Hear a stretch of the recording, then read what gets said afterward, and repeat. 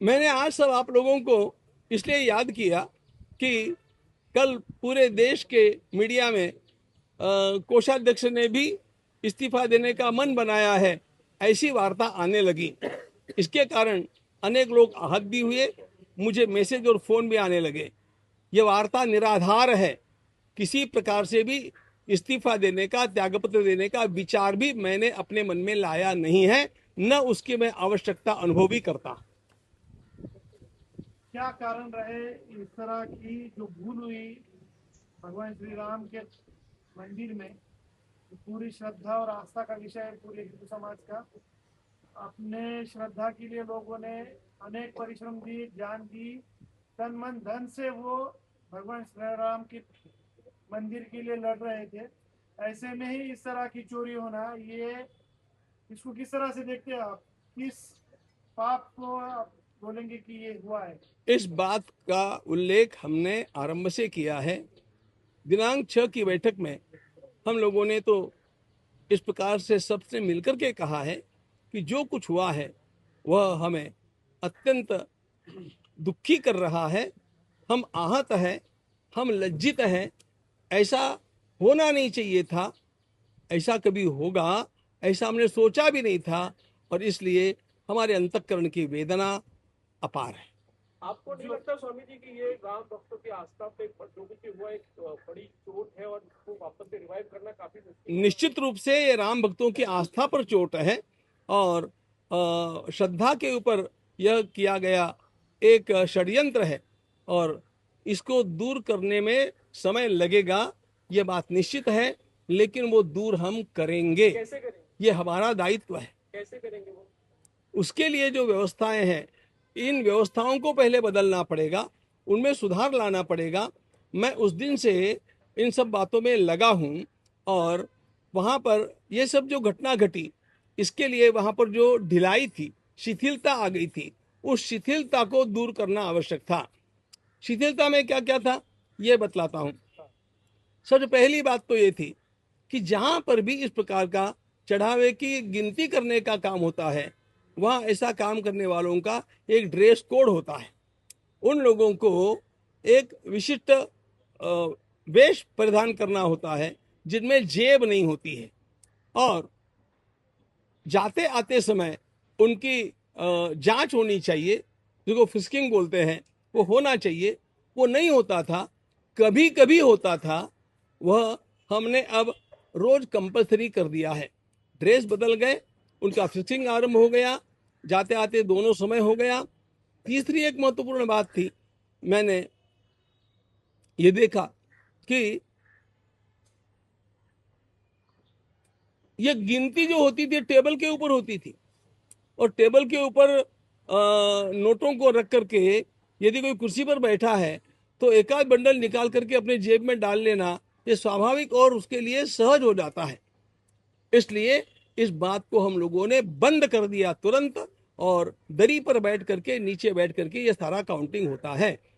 एक बात और भी थी, हम लोग इसमें ज्यादा आश्वस्त इसलिए भी हो गए थे कि यह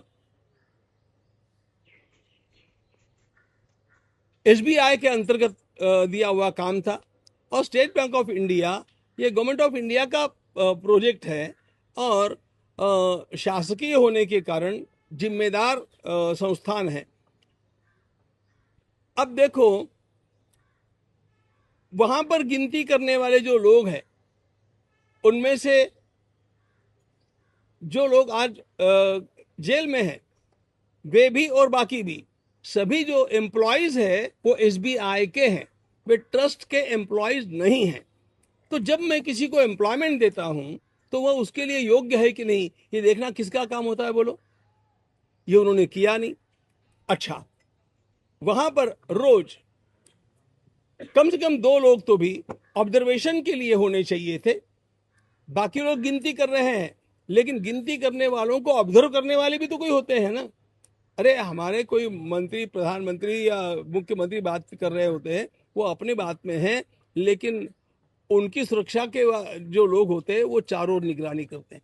उसी प्रकार वहां पर भी कुछ हो नहीं रहा है ना, इतना ऑब्जर्व देखने मात्र वाले कुछ लोग होने चाहिए थे। अब हमने एसबीआई के 2 और हमारी ओर से 2 ऐसे 4 लोगों की व्यवस्था वहां पर कर दी है। चंपत राय जी से चूक हुई ऐसा आपने मराठी में जब आप बोली करने का आपने कहा, तो क्या और भी लोग जिम्मेदार हैं या फिर चंपत राय जी को ही पूरा इस तरीके से जो है बलि का बकरा बना दिया गया? नहीं नहीं, देखो चंपत राय जी की असावधानी हुई ये तो मैंने कहा है, लेकिन चंपत राय जी ने भी यह काम हमारे दूसरे न्यासी जो अनिल मिश्रा जी डॉक्टर रहे उनके लिए सौंपा हुआ था और वो इस काम को देख रहे थे, उनके द्वारा भी यह असावधानी हो गई। आपके इस्तीफे की जो बात हुई तो आप जी, आपके इस्तीफा की जो न्यूज आई कि आप इस्तीफा दे रहे हैं या बंद में है आपके, इसको आप सिरे से खारिज कर रहे हैं? मैं इसको सिरे से खारिज कर रहा हूं। ये कपोल कल्पित है, ये झूठ है, ये अनावश्यक भी है और ये इस स्थिति में योग्य भी नहीं है। तो आपको नहीं लगता कि आपके पद पे बने रहने से जो एसआईटी की जांच है उस पर प्रभाव पड़ेगा या उस पर प्रभावित जांच भी प्रभावित होगी? सत्य की खोज के लिए जो कोई जांच जहां भी कर रहा होगा, मैंने आज तक किसी भी स्थान पर उनको प्रभावित करने का प्रयास नहीं किया। वहां पर भी सब लोग इस बात को जानते हैं कि मैं कभी भी जांच को प्रभावित नहीं करूंगा, क्योंकि जांच करने वाले उन लोगों की जांच कर रहे हैं जिन्होंने राम जी के साथ द्रोह किया है, राम भक्तों के साथ द्रोह किया है। हम भी तो चाहते हैं कि ये जांच अच्छी होनी चाहिए और जो लोग इसमें अपराधी है उनको दंड भी मिलना चाहिए। अब तक की जो जांच हुई एसआईटी की उसको लेकर आपकी क्या विचार है? देखिए, एसआईटी का अंतरिम रिपोर्ट हमारे पास आया, पूरा रिपोर्ट हमारे पास नहीं आया है। अंतरिम रिपोर्ट जो आया है उसको हमने ठीक से देखा है और हमें ऐसा लगता है कि उनकी जांच सही दिशा में चली है। अगर एसआईटी में आपका नाम आता है हाँ। दोषी करके, तो क्या आप नैतिकता के आधार पे आप इस्तीफा देंगे? मैं एसआईटी से पूछूंगा कि ये क्यों किया है, इस्तीफा काय को दूंगा। अगर ये आपके तो ऊपर- ये एसआईटी न्यायालय नहीं होता है, एसआईटी जांच कमेटी होती है, ये न्यायालय में बोलने के विषय होते हैं। आपने कहा आप प्रायश्चित करेंगे, क्या प्रायश्चित करेंगे?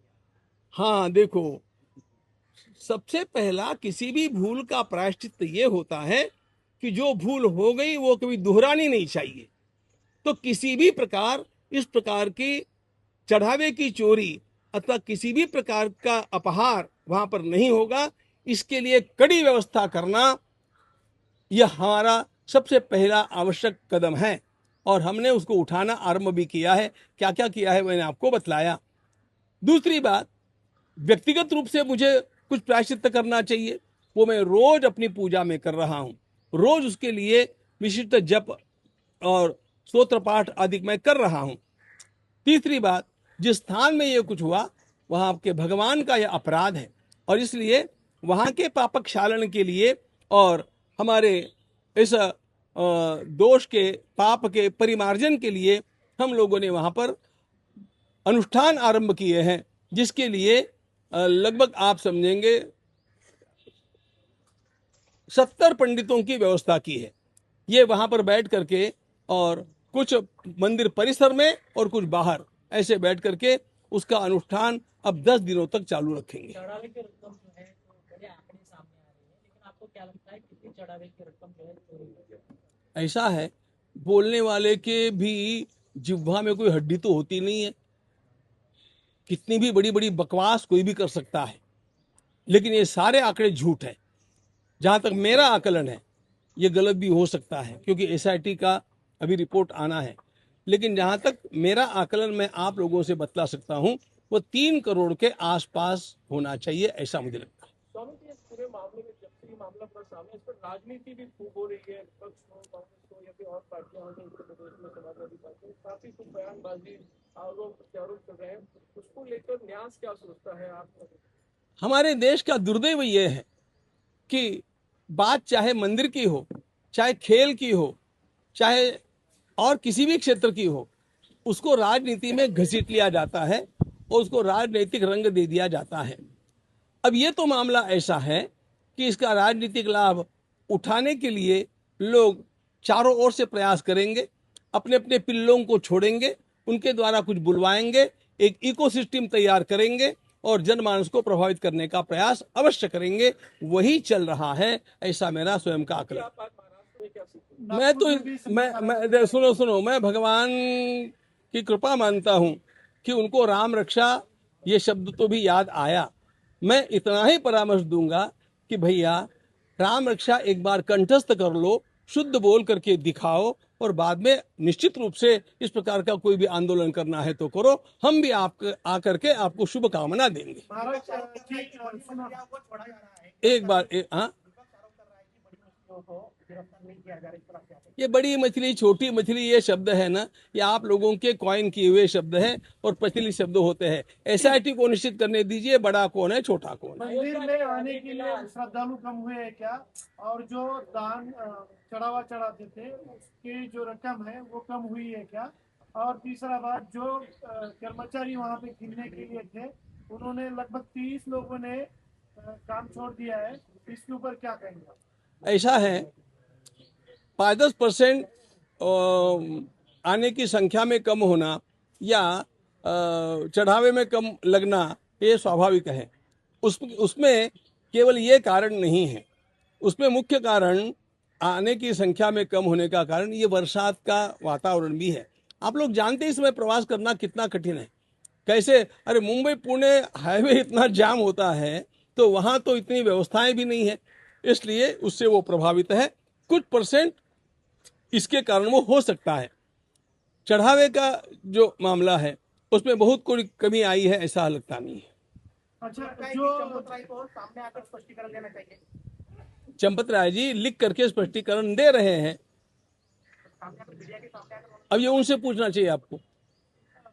महाराज जी के एक नहीं, मैं क्या बताऊं, एक स्टेटमेंट ऐसा भी आया, मैं भी कहूंगा कि उनको आकर के जैसे मैं बैठा हूं ऐसा बोल करके देना चाहिए। महाराज एक स्टेटमेंट ऐसा भी आया है कि हिंदू का पैसा हिंदू के पास ही गया है, तो बाकी जो उनको मिर्ची क्यों लगे, इसको आप कैसा देखते हो? देखिए, ये हिंदू का पैसा और किसी का पैसा ऐसे मैं देखता नहीं हूं।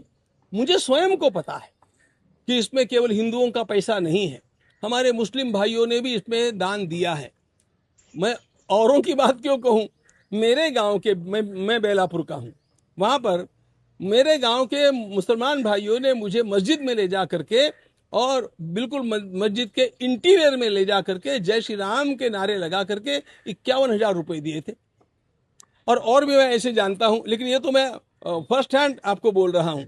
इसलिए ये हिंदू का पैसा और हिंदू ऐसा ऐसा इसमें विचारने का, राम भक्तों का यह धन है कि चढ़ावा राम भक्तों का है और रामद्रोहियों ने ये खाया है, इसलिए उनको दंड मिलना चाहिए। इसमें हिंदू हिंदू की बात मत लाइए। ये आपने कहा कि रामद्रोहियों ने ये किया है, हाँ जो नियुक्ति है हाँ, वो किसने की? एसआईटी ने की, गलती हो गई, एसबीआई ने की, जो एसबीआई ने की।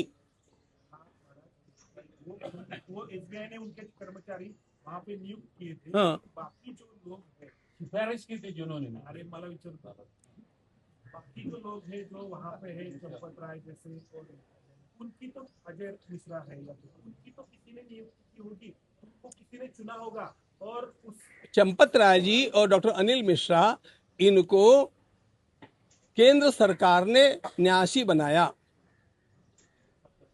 केंद्र सरकार का उधर है, हाँ? केंद्र सरकार ने इसी पे जाना चाहिए।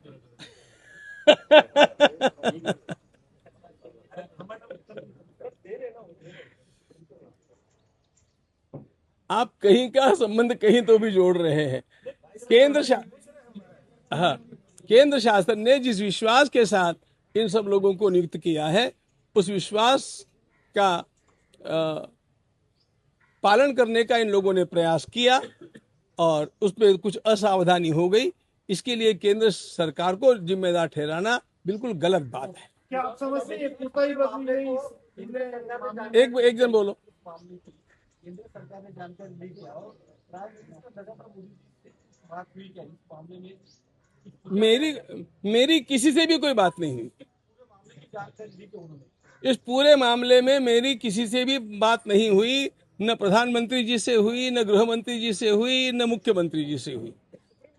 क्योंकि मैं इन सब बातों में, देखो, मैं मेरे स्टैंड पर पक्का हूं, मुझे किसी के सिफारिश की आवश्यकता नहीं है और इसलिए मैंने किसी के साथ बात भी नहीं की। सर, इस आश्रम के बारे में आप कुछ खुलासा करना चाहते हैं? बोलो। हाँ, अच्छा वो, हाँ, यहाँ पर जो धर्मश्री नाम का मेरा निवास है, यहाँ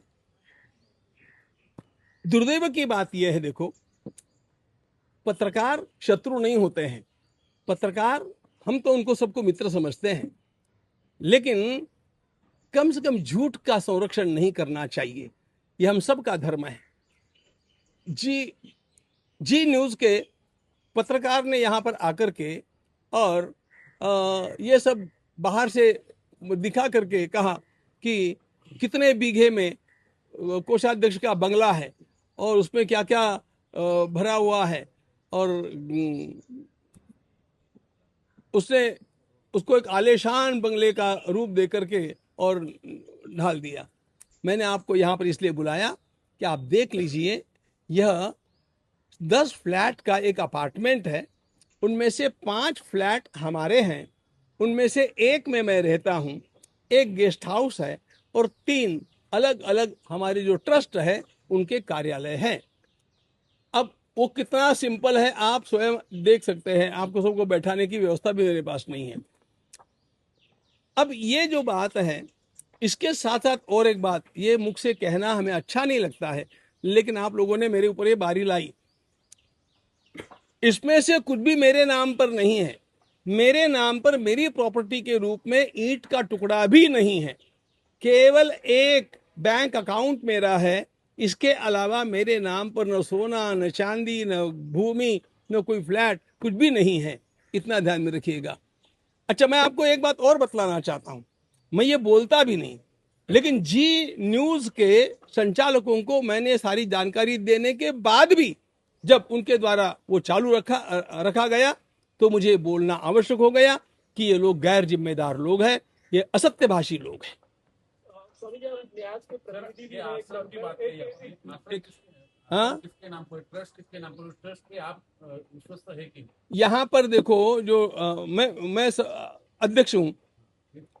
श्री कृष्ण सेवा निधि ये एक ट्रस्ट है, संत ज्ञानेश्वर गुरुकुल ये दूसरा ट्रस्ट है, और महर्षि वेदव्यास प्रतिष्ठान ये तीसरा ट्रस्ट। तीनों ट्रस्ट पे आप है, मतलब मैं हूँ। इंडायरेक्टली प्रॉपर्टी आपके नाम होनी चाहिए ना? कैसे हो सकती है? ट्रस्ट के नाम पर हुई तो आप ऐसा तुम्ही असं करता काय? सर आहे हा, नाही, तुम्ही असं घोळ करू नका.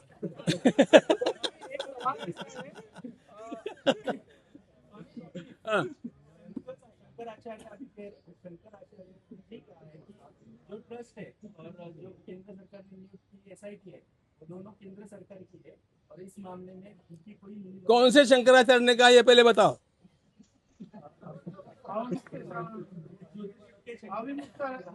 वो न ज्योतिषपीठ के शंकराचार्य है और न वो इस प्रकार की भाषा करने के अधिकारी है। क्यों नहीं है बतलाता हूं। राम मंदिर के निर्माण से लेकर के उन्होंने आज तक इसी प्रकार से राम मंदिर का विरोध किया है। राम मंदिर के पक्ष में वो कभी भी बोले नहीं हैं, और वे नरेंद्र मोदी जी के, हमारे माननीय प्रधानमंत्री जी के इतने घोर विरोधक है। मैं आपके जानकारी के लिए बतलाता हूं, जब मोदी जी काशी में पहली बार खड़े हुए तो ये लोग वहां पर जाकर के और गली गली में घूम करके मोदी जी के विरोध में प्रचार कर रहे थे, और किसी प्रकार उनको हराया जाए ऐसा अभियान उन्होंने चलाया था। तो ये सब राजनीति करने वाले लोग हमें धर्म सिखाएंगे क्या?